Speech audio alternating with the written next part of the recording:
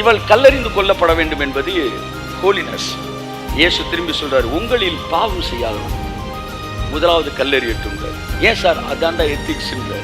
கைத்தட்டு.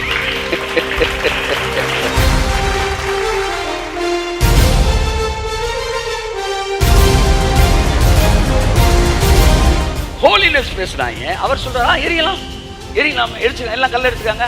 இப்போ கல்ல யார் எரியணும்னா, எப்படிலாம் பேசியிருக்காரு பாரு. கையை தட்டி அவருக்கு.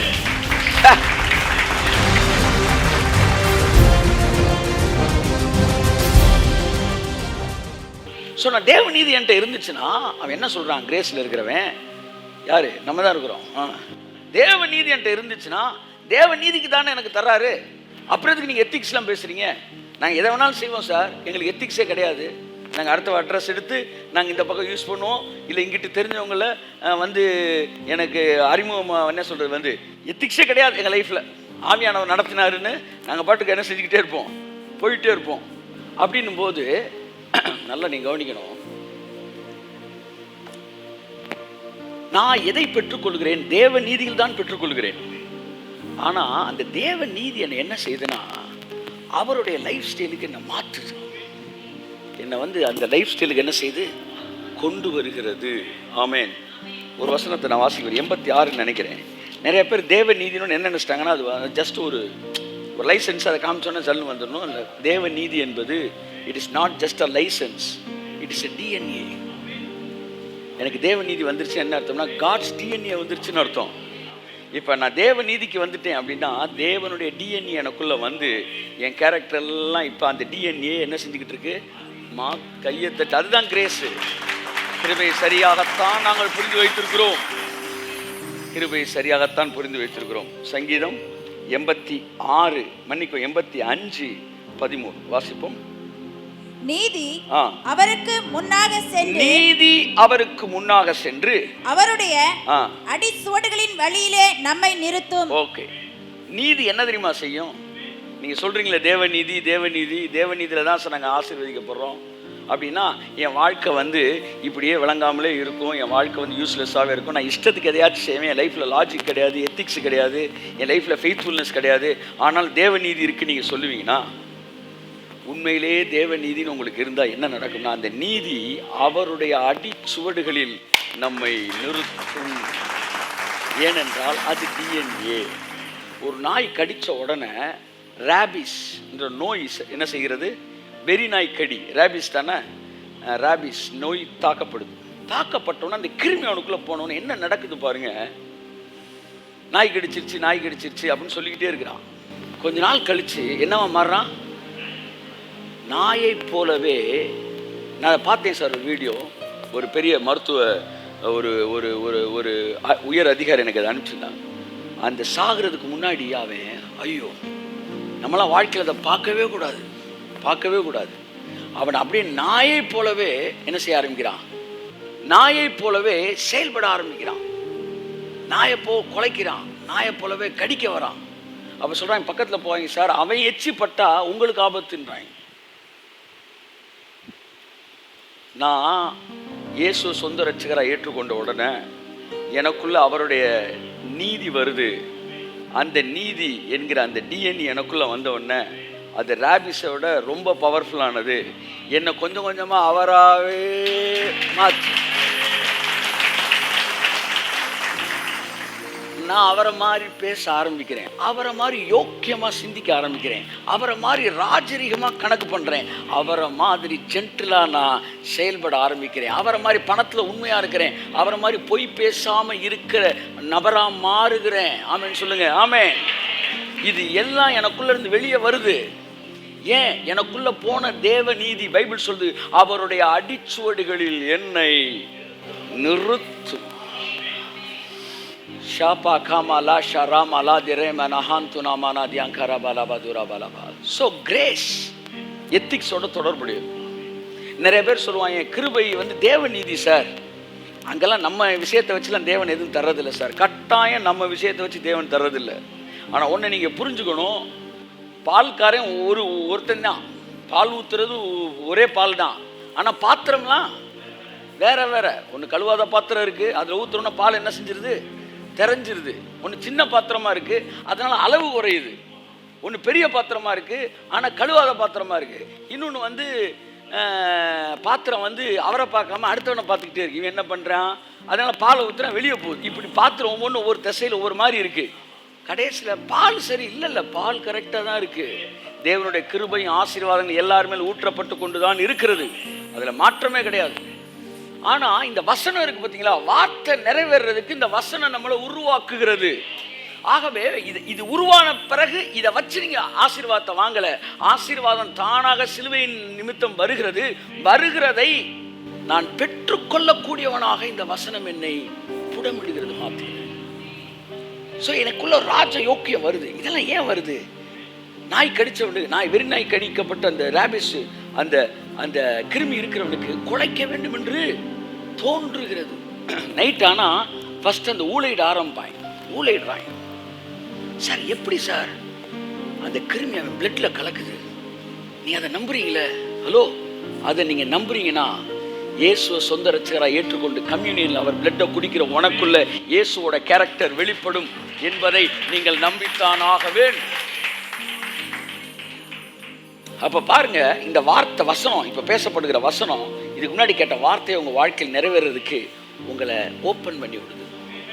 அதனால நான் ரொம்ப ஸ்ட்ராங்கா தேவ நீதியை நம்புறவன், ரொம்ப ஸ்ட்ராங்கா எத்திக்ஸ் மட்டும் இல்லை, ஃபெய்த்ஃபுல்னஸ், கிறிஸ்டியன் கேரக்டர்ஸ் நான் ரொம்ப நம்புறவன். ஆகவே அதை விசுவாசிக்காதவர்கள் பல வருஷங்கள் கழித்து நம்ம போய் பார்க்கும்போது அவங்க வாழ்க்கையில் அதே போல தான் இருக்கிறார்கள். ஆனால் அதை நம்புகிறவர்கள் வாழ்க்கையிலே அது செயல்பட ஆரம்பிக்கிறது. Start being manifested. கர்த்தர் நம்மை ஆசீர்வதிப்பார்.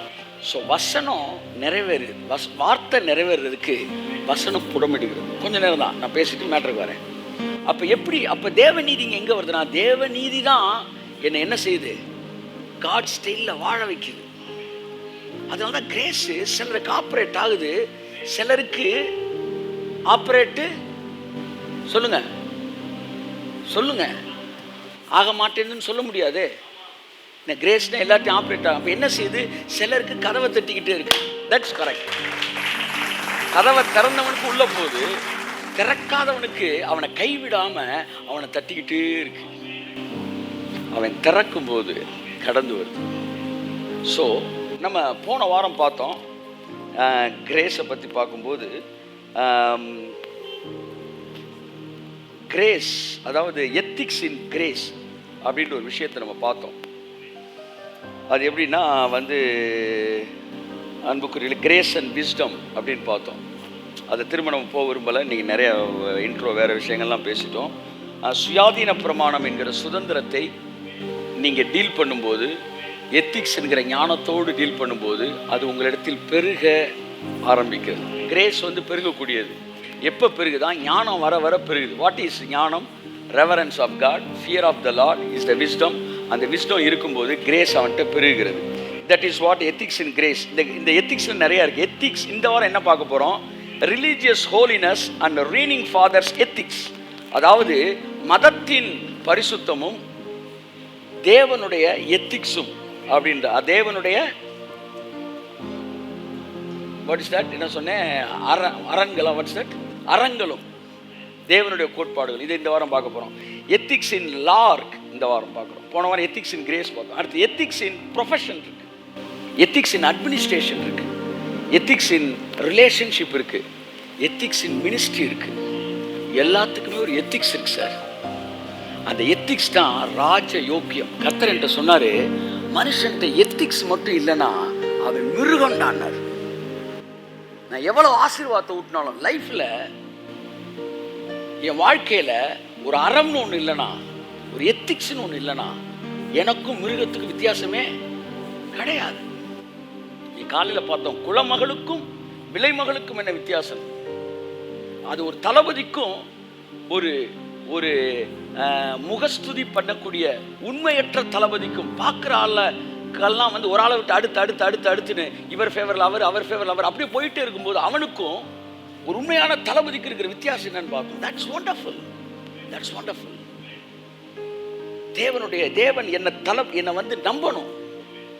பவுல் சொல்றாரு, என்னை பரிசுத்தம் உள்ளவன் என்று எண்ணி எனக்கு இந்த ஊழியத்தை கொடுத்தான்னு சொல்லல, என்னை உண்மையுள்ளவன் என்று எண்ணி இந்த பெரிய ஊழியத்தை கொண்டு வந்தார்.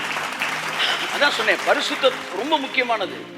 அதை விட முக்கியமானது எத்திக்ஸ். அதான் சொன்னேன், ஒருத்தன் குடிக்க போறான், ஊரில் இருக்கிறவங்க குடிக்கிறவனை கேவலமாக பார்க்குறாங்க, குடிக்கிற இடத்துக்கு போனால் அங்கே 100 பேர் குடிச்சிக்கிட்டு இருக்கிறாங்க, அதில் ஒருத்தன் அடுத்தவன் ஆம்லேட் எடுத்து திங்கிறான். அப்போ குடிக்கிறவங்களாம் சேர்ந்து அவனை கேவலமாக பார்க்குறாங்க. ஸோ எத்திக்ஸ் இல்லாதது பரிசுத்தத்தை விட அசிங்கமானது, அது மிருகத்தனமானது. ஆனால் இன்றைக்கு அது பெந்தேகோஸ்தே கிறிஸ்தவர்களிடத்தில் பரிசுத்தத்தை பேசப்பட்ட அளவு எத்திக்ஸ் பேசப்படாததினாலே அவன் பரிசுத்தம் பேசுகிறான், அபிஷேகம் பேசுகிறான், ஆனால் வாழ்க்கையில் மினிஸ்ட்ரியில் எத்திக்ஸ்னு ஒன்றும் இல்லை. ஒரு ஊழியத்தில் ஒருத்தர் வேலை பார்த்துட்டு இருந்தார் சார். அங்கேருந்து ஒரு 500, அந்த காலத்துலலாம் வந்து நோட்டு தான், சிஸ்டம் கிடையாது. ஒரு 500 1000 அட்ரஸ் பெரிய லெவலில் அந்த பத்திரிக்கை போயிட்டு இருந்துச்சு. அவர்கிட்ட வேலை பார்த்த ஒருத்தன் அந்த புக்கை திருடிட்டு போயிட்டான். போய் ஊழியத்தை ஆரம்பிச்சிட்டாங்க.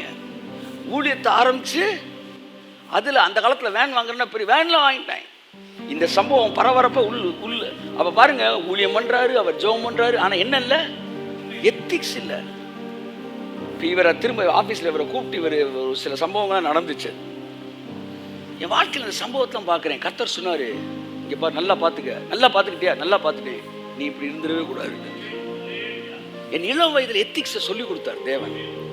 ஒன்று புரிஞ்சுக்காங்களேன், இன்னைக்கு நிறைய பேர்கிட்ட மினிஸ்ட்ரியில் எத்திக்ஸ் இல்லை, ப்ரொஃபஷனில் எத்திக்ஸ் இல்லை. ஆனால் ராக்கா பாபா பாபா பா ராஷா குராபா. போன வட்டம் கிரேஸ் பேசுறதுல எப்படி எத்திக்ஸ் இல்லாமல் மனுஷன் இருக்கான். இந்த வட்டம் லா பேசுறவன் இருக்கான் பார்த்தீங்களா, அவன் வந்து கிரேஸ் பேச மாட்டாங்க. சார் தப்புனா தப்பு சார் அப்படின்னா, ஓ இவ்வளோ அழகாக பேசுகிறாரே இவர் ஒரு எத்திக்கல் பர்சனாக இருப்பார்னா, நோ, அவர்கிட்ட எத்திக்ஸ் இருக்காது. ஆனால் ஹோலினஸ் பேசுவார், எத்திக்ஸ் இருக்காது. இதை பற்றி புரிய வைக்கிறதுக்கு ஒரே ஒரு வசனத்தை வாசித்து நான் புரிய வைக்கிறேன். அது எங்கே இருக்குன்னு தெரில. அந்த விபச்சாரத்தில் கண்டறியப்பட்ட ஒரு ஸ்திரியை கல்லறியை கூட்டு வருவான் இல்லைங்க, யோவான் தானே, யோவான் 8 எடுங்க, 8:4. ஆமென். போதகரே, இந்த ஸ்திரீ விபச்சாரத்தில் கையும் மெய்யுமாக பிடிக்கப்பட்டாள். இப்படிப்பட்டவர்களை கல்லறிந்து கொல்ல வேண்டும் என்று மோசே நியாய பிரமாணத்தில் நமக்கு கட்டளையிட்டிருக்கிறாரே. மோசே ஒன்னு சொல்லியிருக்கிறாரு, அவர் நியாயமா தானே சொல்லியிருக்கிறாரு, அவர் நியாயமா தான் சொல்லியிருக்கிறாரு. ஹலோ, கல்லறின்னு சொன்னது அந்த காலத்தில் நியாய பிரமாணத்தின் காலப்புற நியாயம்தான். இப்போ எங்க நியாயம் இல்லை? மோசேட்ட நியாயம் இல்லையா? மோசெல்லாம் நியாயமாக தான் பேசியிருக்காரு. இந்த கூட்டிட்டு வந்தாங்க பாருங்க, அவங்ககிட்ட தான் நியாயம் இல்லை. அப்போ அவங்க எல்லாம் கூட்டிட்டு வா, இவளை கல்லறிய வேண்டும் என்று சொல்லுகிறார்கள். இதை பற்றி என்ன எழுதியிருக்கிறேன்னா, இவளை கல்லறிந்து கொல்லப்பட வேண்டும். ரிலீஜியஸ் ஹோலினஸ், ஹோலினஸ் தான் பேசுகிறாங்க. ஏன்னா விபச்சாரம் பண்ணிட்டார். இவள் கல்லறிந்து கொல்லப்பட வேண்டும் என்பது ஹோலினஸ். இயேசு திரும்பி சொல்றாரு, உங்களில் பாவம் செய்யாதவன் முதலாவது கல்லறியட்டும்ன்றார். ஏன் சார்? அதான்டா எத்திக்ஸ்ன்றார். கைத்தட்டு. ஹோலினஸ் பேசுறாங்க. அவர் சொல்றாரா, எரியலாம், எரியலாம், எரிச்சு எல்லாம் கல்ல எடுத்துக்காங்க. இப்போ கல்லை யார் எரியணும்னா, எப்படிலாம் பேசியிருக்காரு பாரு, கையை தட்டி அவருக்கு. இப்போ கல் எறிவோமா? எறிவோம். எல்லாம் ரெடியா? எல்லாம் ரெடி சார்ன்றாங்க. சரி, கல் இப்போ யார் எரியுன்னு சொல்லி அவன் டக்குன்னு எரியணும். சரியா? மற்றவங்க அதுக்கப்புறம் எரியலான்றாரு.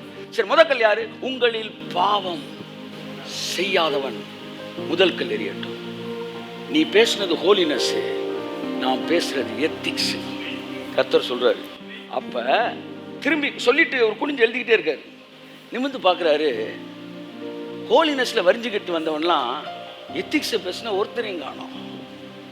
அப்ப ஹோலினஸ்ல ஜெயிச்சவன் கூட எத்திக்ஸ்ல தோத்துட்டான். நிமிர்ந்து பார்க்குறான், யாருமே இல்லை. அப்ப அவளை பார்த்து சொல்றாரு, மகளே, உன்னை கல்லறிகிறதுக்கு எத்திக்கலா குவாலிஃபைடான பர்சன் நான் ஒரே ஒருத்தன் தான். நான் எரிஞ்சேன்னா அது எத்திக்ஸ் தான், அது ஒரு அறம் தான். ஆனால் நானும் உன்னை ஆக்கினிக்குள்ளாக தீர்ப்பது இல்லை. இனி பாவம் செய்யாதே போன்ற கைத்திருக்க ஒரு ஆமே. இப்ப என்ன நீங்க சொல்ல வரீங்க? Then we focus on holiness. Most of the time when we focus on holiness, we forget the ethics. பரிசுத்தத்தை பேசுகிற போனான்னு சொன்னேன் பார்த்தீங்களா, பரிசுத்தத்தை அவ்வளோ பேசிட்டு பாரு, வெளியில் கொக்கியை போட்டு கரண்ட் எடுத்துக்கிட்டு இருக்காங்க. When we focus on the first line, இவள் கல்லெறிந்து கொல்லப்படுவன், we forget the second line, உங்களில் பாவம் செய்யாதவன். அதை மறந்துடுறோம். வரியில் கரெக்டாக இருக்கிறோம், செஞ்சுருவோண்டான்னு. ஆனால் 2வது வரி என்ன செஞ்சிடறோம், மறந்துடும். இப்படி மறந்துட்டு ஒன்று செய்கிறோம் பார்த்தீங்களா, அதுக்கு பேர் தான் எத்திக்ஸே இல்லாது. நம்ம யாரை பற்றி வேணாலும் பேசலாம், ஆனால் நம்ம ஒழுங்கா அப்படின்னு பார்க்கலனாலே நீ எத்திக்கலா, நீ நல்ல ஒரு பொண்ணே கிடையாது, நல்ல ஒரு ஆளே கிடையாது. இன்னைக்கு பிரெயின் வந்து ஆக்டிவாக இருக்கிறதுக்கு என்ன அப்படின்னு 2 நாளைக்கு முன்னாடி ஒரு ஒரு வீடியோ பார்த்தேன். அதில் என்ன சொல்கிறான்னா, யாரோட பிரெயின் ரொம்ப ஆக்டிவாக இருக்கும்னா, யாரோட பிரெயின் ஆக்டிவாக இருக்காது, இன்னோவேட்டிவான ஐடியாஸ்லாம் வராதுன்னா, மற்றவங்களை ஜட்ஜ் பண்ணிக்கிட்டே இருக்கான் பார்த்தீங்களா, அவனோட பிரெயின் ஆக்டிவாகவே இருக்காதான், ஸ்லோவாக வேலை பார்க்குமா. கிறிஸ்தவர் சொல்லலை, செக்குலர் பர்சன் ஒருத்தன் சொல்கிறான், உலகத்தான் சொல்கிறான். அடுத்தவங்களை ஜட்ஜ் பண்ணிக்கிட்டே இருக்கு, இப்படி செஞ்சிருப்பானோ, அப்படி செஞ்சனாலும் இப்படி பண்ணியிருப்பானோ, இவன் இப்படி போய் இப்படி பண்ணியிருப்பானோ, அப்படி போய் இப்படி பண்ணியிருப்பானோ அப்படின்னு நினைக்கிறவனுக்கு இந்த பிரெயின் வந்து ஓடவே ஓடாதான். எவன் சே அது எதுக்குப்பா நமக்கு அப்படி போறான் பாருங்க, அவன் பிரெயின் பயங்கர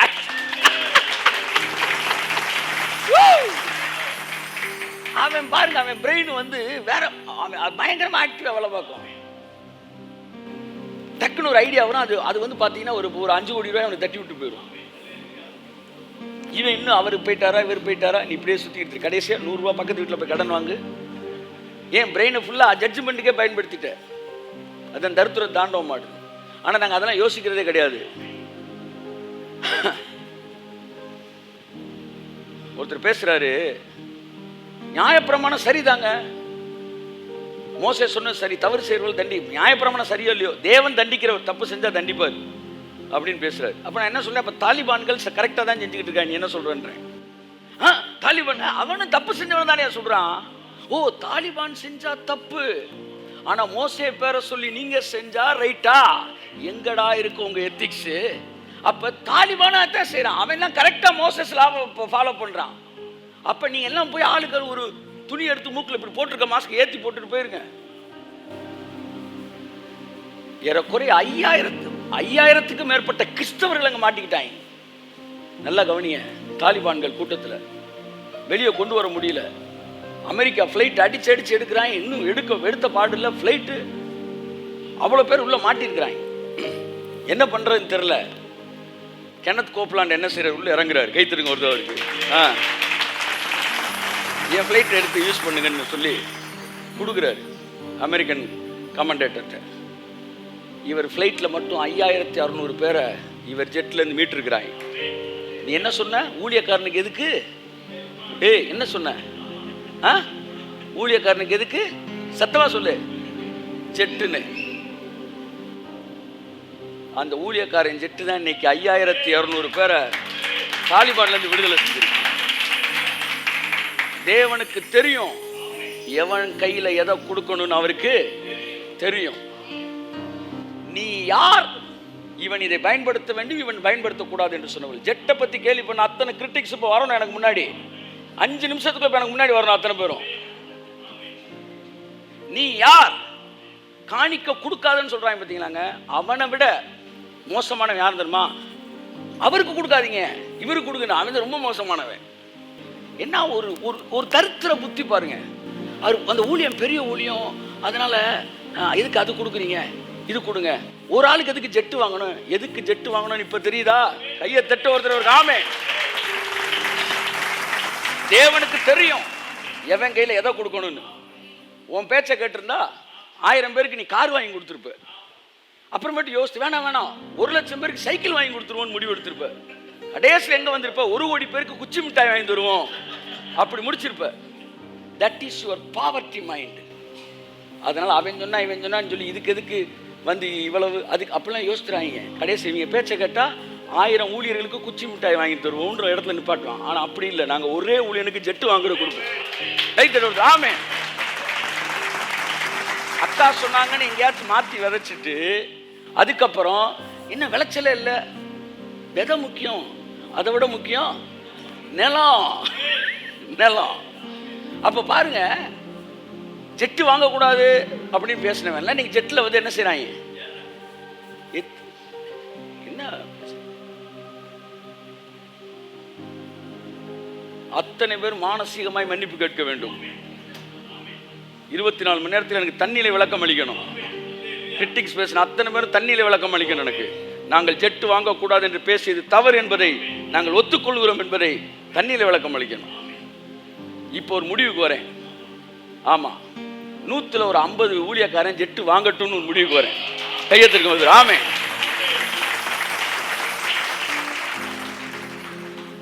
நான் ஜெட்டு வாங்குவேன்னு பேசினதே இல்லைங்க. நான் ஜெட்டு வாங்கணுன்ற இன்னைக்கு இந்த வருஷத்துல முடிவு இல்லை.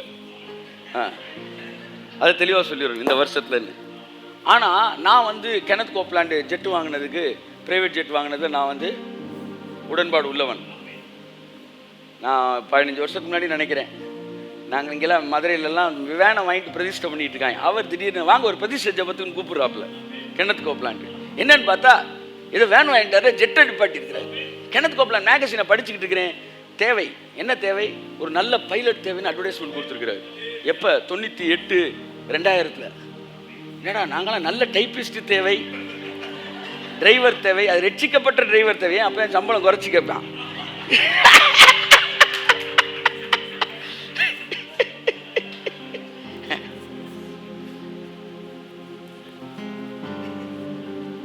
டிரைவர் தேவைன்னு போட்டுருக்கோம். அந்த ஆள் ஜெட்டு ஓட்டுறதுக்கு பைலட் தேவைன்னு போட்டிருக்கான். அதனால தான் அவன் அங்கே இருக்கிறான். இந்த இந்தியன் நண்டுன்றான், அந்த கதை தான். அந்த நண்டு வந்து என்ன செய்யுமா, வந்து நண்டு வந்து வெளிநாட்டிலேருந்து இம்போர்ட் பண்ணுறாங்களாம், எக்ஸ்போர்ட் பண்ணுறாங்க. அப்போ பல நாட்டு நண்டு இருந்துச்சான், எல்லாத்துக்குமே மூடி போட்டு வச்சுருக்காங்க. எதுக்கு சார்? நான் நண்டு வெளியே வந்துடும் சார். இந்தியன் நண்டுக்கு மட்டும் மூடியே போடலாம். கேட்குறேன், என்ன சார் இதுக்கு மட்டும் மூடியே போடல, இந்த நண்டு ஏறி வந்துடாது? அதெல்லாம் இந்திய நண்டு ஒரு நண்டு இன்னொரு நண்டு ஏற விடாது சார்.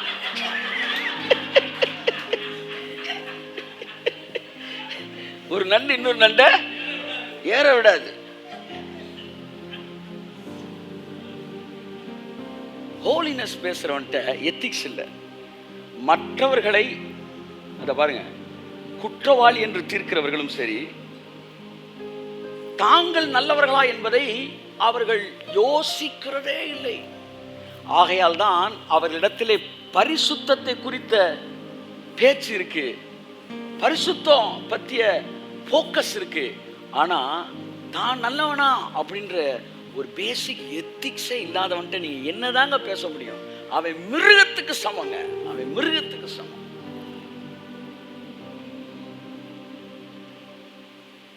இந்த கிரேஸ் பேசுறப்பவும் எத்திக்ஸை மிஸ் பண்றாங்க. நீங்கள் எதை ஜெபிக்கிறீர்களோ அது உங்களுக்கு கிடைக்கும்னு நேரம் என்ன செய்யறான்? நல்லா எத்திக்கல் மைண்ட் செட் இருக்கிறவன் ஆண்டவரே எனக்கு இது வேணும் அது வேணும் ஜெபம் பண்றான். இப்போ வெறும் வந்து கிருபையில் வந்து ஃபெய்த் டீச்சிங் மட்டும் தெரிஞ்சவன் நேரம் என்ன சொல்கிறான்? ஒரு அம்மா கல்யாணம் ஆயிருக்கு, அவங்க ஹஸ்பண்டை கை நீட்டுறான், நீட்டி ஜெபிக்குது ஒரு அம்மா, இயேசு நாமத்தை நான் சுதந்திரிக்கிறேன். அப்பா என்ன கையை கை நீட்டி ஜெபம் பண்ணிட்டுருக்குன்னா சுதந்திரிக்கிறேன். அந்த ஆள் கல்யாணம் ஆயிடுச்சுமா அப்படின்னா அந்த அப்படியா பரவாயில்ல இருந்துட்டு போகுது, இயேசு நாமத்தை சுதந்திரிக்கிறேன். இதை சுதந்திரிக்கிறதுக்கு அவன் குடும்பத்தில் இருக்கிறவங்களாம் காலி ஆகணும்னு ஜெபம் பண்றாங்க. இப்படிலாம் வந்திருக்கு சார் கவுன்சிலிங்கு. கடைசியில் உள்ள போது என்னன்னு கேட்டா கடைசியில் ஃபெய்த் டீச்சிங் எடுக்கிறாங்க. அட்டா பாவிகளா, ஃபெய்த் ஓகே, ஃபெய்த் ஓகே, வந்து கன்ஃபெஷன் ஓகே, எத்திக்ஸே இல்லையப்பா, ஒரு அடிப்படை கோட்பாடே இல்லையே. அப்ப என்னன்னா கிறிஸ்தவங்கிட்ட எத்திக்கல் மைண்ட் செட், அதாவது தனி வாழ்க்கையில் தூய்மை பேசிய கிறிஸ்தவம் பொது வாழ்வில் நேர்மையை பேச கற்றுக் கொடுக்கவில்லை. என்றைக்கு கிறிஸ்தவம் பொது வாழ்வில் நேர்மையை கற்றுக் கொடுக்கிறதோ அன்றைக்கு கிறிஸ்தவத்தில் தலைவர்கள் எழும்பி இருப்பார்கள். கரங்களை தட்டி கர்த்தருக்கு நன்றி சொல்லுவோம். ஆமென். என்னோட ஆபீஸ்ல ஒரு தம்பி எப்பவுமே போனை வச்சுக்கிட்டு அப்படியே சுத்திக்கிட்டே இருப்பான். நான் சொல்ல 15 வருஷத்துக்கு முன்னாடி 10 வருஷத்துக்கு முன்னாடி சொல்லுவேன், தம்பி வந்து சரியில்லாமல் சுற்றிக்கிட்டு இருக்கிற நீ, எனக்கு என்னமோ டவுட்டாக இருக்குது. அதனால நானே அப்படிலாம் கிடையாது, என்னன்னு இப்படி சொல்லிவிட்டீங்கன்னே வச்சுக்கிட்டீங்கன்னே. சரி சரி சரி சரி திரும்ப பார்த்தா நான் ஆவியானவர் சொல்லுவேன் சம்திங் மிஸ்டேக் பண்ணுறான். தம்பி நீ ஏதோ தப்பு பண்ணுற, வேண்டாம், பிரச்சனை ஏறாமல் நான் ஆவியில் ஏவப்படுறேன். என்னடா எப்படி சொல்லிவிட்டீங்க நீங்கள்? என்ன சொல்லி உண்மையை புரியலேனே, என்ன என்ன சொல்றீங்கன்னு புரியலேனே. High level hi-tech acting. கடைசி நமக்கே ஆவியானவர் மேலே டவுட் வந்துடும், நம்ம தான் தப்பாக பேசுகிறோம், ஒன்றும் புரியல. ஆனால் பக்காவாக ஒரு வேலையை பார்த்துக்கிட்டு இருக்கிறான். என்ன ஆகி போச்சு, மாதம் முடியும் போது செல்ஃபோனுக்கான நாங்கள் எல்லா செல்ஃபோனுக்கும் ஐட்டமைஸ் பில் எனக்கு, ஏன்னா பில்லு ஓவர் ஆகுதுன்னு கேட்டிருந்தேன். அதில் எல்லாரோட ஐட்டமைஸ் பில்லும் என் டேபிளுக்கு வந்துச்சு. அவன் ஐட்டமைஸ் பில்லும் வந்துருச்சு, எல்லாம் கவர் போட்டு சோன்சோ சோன்சோ சோன்சோ. இப்போ இதை உடைச்சோம்னா உள்ளுக்குள்ளே அவன் யாருக்கு ஃபோன் பண்ணியிருக்கிறான், எத்தனை தடவை ஃபோன் பண்ணியிருக்கிறான் எல்லாம் இருக்கும். நான் டக்குன்னு எடுக்கிறேன். எடுத்த உடனே இவன் இல்லைன்னுக்கிட்டு இருந்தானே 15 வருஷத்துக்கு முன்னாடிங்க. இப்போ இதை உடைச்ச ஆவியானவர் சொல்கிறாரு, இது நீ உடைச்சின்னா நான் சொன்னது ரைட்டாக தப்பான்னு இப்போ தெரிஞ்சிடும், அவன் சொன்னது பொய்யா இல்லையான்னு தெரிஞ்சிடும். ஆனால் நீ அதை உடைக்கக்கூடாதுன்னாரு. கைத்தட்டுங்க. ஆமென். வாழ்க்கையில் மறக்கவே முடியாது. நீ உடைச்சு பார்த்தா அது ஹோலினஸ் கனெக்ஷன் தான். ஆனால் நீ உடைக்கும் போது எத்திக்ஸை நீ உடைச்சிட்ட. உன் டேபிளில் இருந்தாலும் நீ அதை செய்யக்கூடாது. That is not ethics. சாயந்தரம் வரான், தம்பி இந்த அவனுடைய கவர் காலையிலேருந்து என் டேபிளில் இருக்குது. நான் நினச்சா ஒரே ஒரு ஸ்டெப் பின்ன ஓப்பன் பண்ணி நான் பார்த்துருக்கலாம், பார்த்துட்டு ஓப்பன் பண்ணி அவன் கையில் கொடுக்கலாம், எனக்கு உரிமை இருக்குது. இல்லை உள்ளே போட்டு ஸ்டேப்லரை போட்டும் கொடுக்கலாம். ஆனால் தட் இஸ் நாட் எத்திக்ஸ். உன்னை பரிசுத்தமாக்கணுன்றதுக்காக நான் அடிப்படை கோட்பாடை தவறி நான் அசிங்கமாயிடக்கூடாது. அதனால் யாரை திருத்தினாலும் அதுக்கு ஒரு பேசிக் அவனை புரிஞ்சுக்காங்க, அதுக்கு ஒரு எத்திக்ஸ்.